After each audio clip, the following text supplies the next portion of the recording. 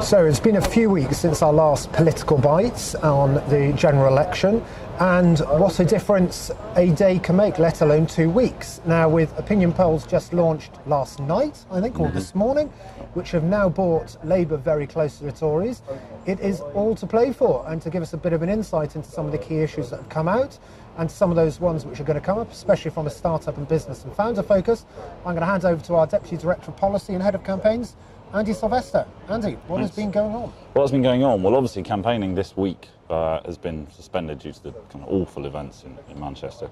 But as of today, we are right back at it as we move towards the election, which is now just less than 2 weeks away, terrifying as that might seem.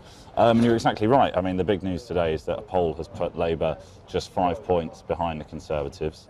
One slight caveat, if you dig into that poll, it's very heavily weighted towards Labour amongst young people, 18 to 35. 18 to 35s historically do not vote.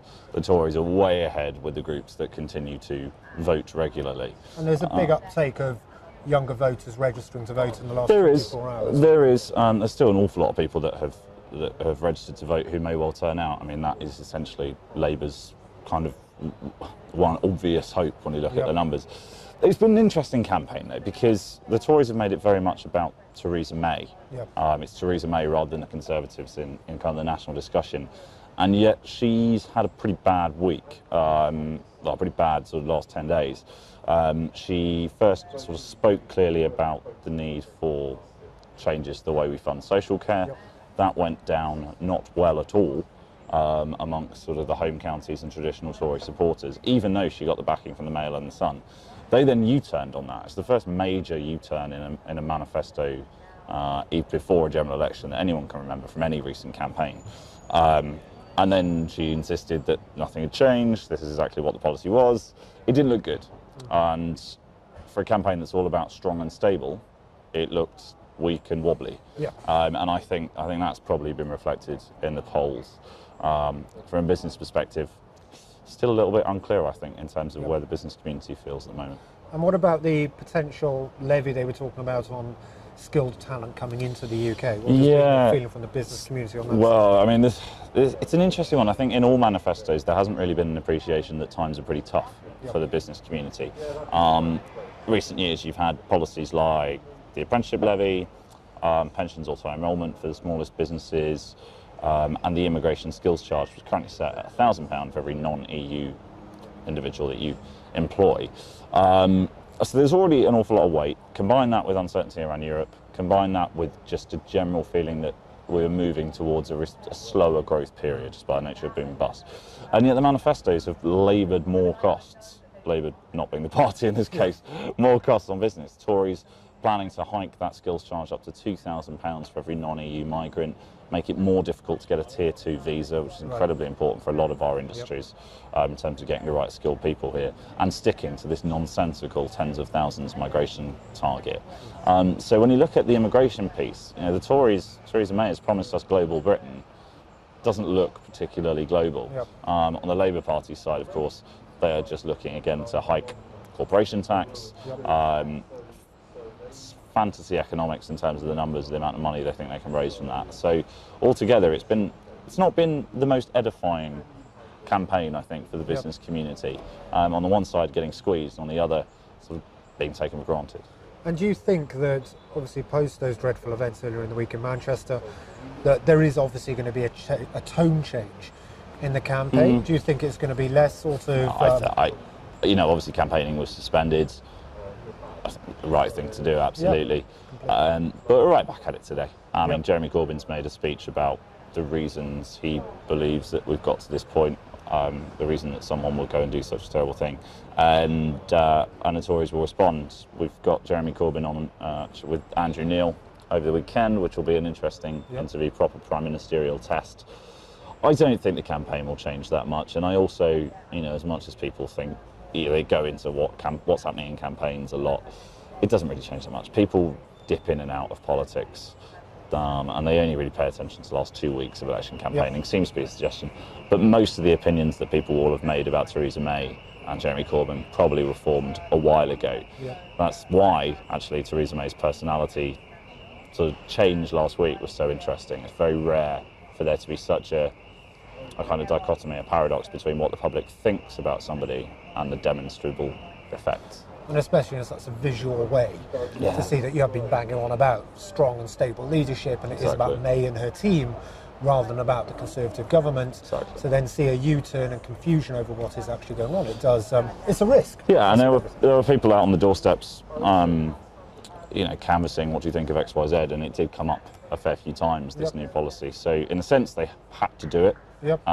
But it just didn't look good, and as much as the Westminster bubble can be a little insular at times, it does make a difference on things like this. You do want that kind of professional running of things. So we'll see whether people remember when it comes to polling day. And the Lib Dems, you haven't spoken about them? No, I haven't. They continue on. Their manifesto is actually pretty good when it comes to business policy. There's a lot of stuff around startups, a lot of stuff around research and innovation, all of which is very welcome.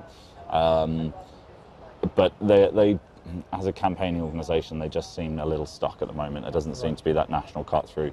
We'll wait and see what happens at the local level, which is very much where they're focusing their campaign. If they get more seats in the next parliament, they maybe can become that more oppositional force. At the moment, they still seem a little bit just unable to make the arguments they need to make. And obviously, since we last spoke, the IoD has launched a number of manifestos on different topics. Yeah. Do you want to give us a Yeah, well, we constantly ask our members what their biggest issues are, and we've kind of tried to touch on those in smaller chunks than just doing a big business manifesto. So everything from ensuring we've got skills for the 21st century that allow the next generation not just to survive but thrive in a world of automation, technological change, ensuring that our infrastructure is up to scratch right across the country, not just the London city focus, but inter-urban links.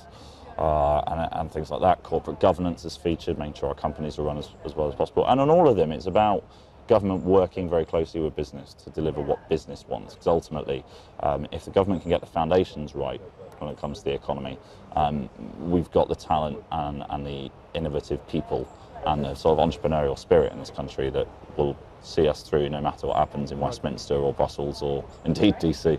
Excellent. And the final question, I think, from me is, obviously we've talked about polls and everyone's going to be thoroughly interested about them after the EU and the last general election one.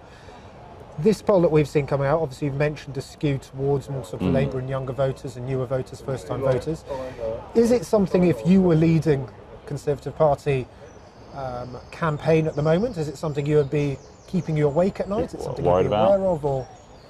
I mean, it's difficult to say, to put yourself in that mindset. My guess is they will continue strong and stable campaign. I don't expect them to go radically off grid because it would look inconsistent. Right. There's always a wobble in these major campaigns. Tony Blair, before his landslide, had a poll come out a couple of weeks beforehand that said his lead was down to 7 or 8 points. So polls, lies, statistics, it could go in either way. I would fully expect lots more strong and stable. Maybe a bit more of the reasons to vote Tory rather than reasons not to vote Labour. They need to ensure they get their base vote out. They need to ensure they get that turnout out. And is it going to be, obviously there is going to be a lot of focus towards the personal side in the last 14 days or so. Are we going to see more of an insight on the business side? Are we going to see more on the economic? I feel we'll see more heat than light in the last sort of 2 weeks of an election campaign. I imagine that the Tories are unlocking that big box of Jeremy Corbyn opposition research that they've been doing and been waiting to deploy. And I imagine Labour will continue. Sorry, I was a spider. Labour will continue with their message that it doesn't have to be like this. You can't trust weak and wobbly Theresa. I fear when it comes to business and economics, it will be put on the back burner. So it's more interesting then to see what happens immediately after. New government, new parliament, lots new MPs. Where do those guys want to prioritise? Where do they want to move the country at a time when radical change is a challenge, but it's also an opportunity. So there's a real kind of something to grasp here around creating a more open and more enterprising economy. And I think there's always that opportunity, especially for 99ers and people out there that want to get their voice heard. MPs are, and prospective MPs are, out listening at the moment. They're canvassing. You can meet them, you can go talk to them, you can engage, and you can put questions to them. And politicians are never more forthcoming than when they want your vote. Exactly. It's afterwards, that's when it's my job to make them listen. So we'll see how we go. Andy, thank you so much. We will be doing another one in a week's time.